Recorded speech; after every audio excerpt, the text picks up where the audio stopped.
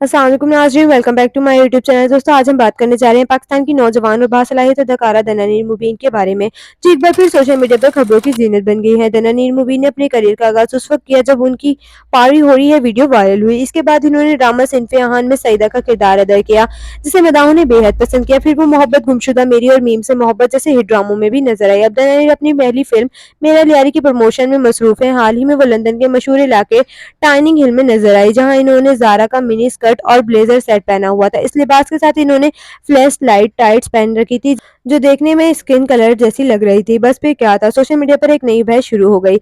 बहुत से लोगों ने दनानीर को शदीद तनकीद का निशाना बनाया और कहा कि उनका लिबास नामुनासिब था। ताहम दनानीर मुबीन खामोश न रही। इन्होंने वजाहत देते हुए कहा कि वो मुकम्मल तौर पर कवर थी और जो टाइट्स इन्होंने पहनी हुई थी वो मोटी फ्लैश लाइन स्टॉकिंग्स थी, जो सिर्फ जेल जैसा इल्यूजन दे रही थी। लेकिन इनकी वजाहत के बाद भी इंटरनेट सारिफिन मुतमईन नजर नहीं आए। कुछ लोगों ने कहा कि अगर लिबास ऐसा लग रहा था तो भी कहा है कि पाकिस्तानी स्टार्स बैरून मुल्क जाकर मुख्तलिफ अंदाज अपनाते हैं। अब सवाल ये है कि दनानीर वाकई तनकीद की हकदार थी या फिर लोगों ने बात को बढ़ा चढ़ाकर पेश किया है। आपकी क्या राय है, हमें कमेंट्स में जरूर बताइएगा। वीडियो पसंद आए तो लाइक करें, साथ साथ चैनल को सब्सक्राइब करना ना भूलिएगा, ताकि हमारी आने वाली हर नई वीडियो आप तक बआसानी पहुंचती रहे। मिलते हैं अगली वीडियो में, तब तक के लिए अल्लाह हाफिज।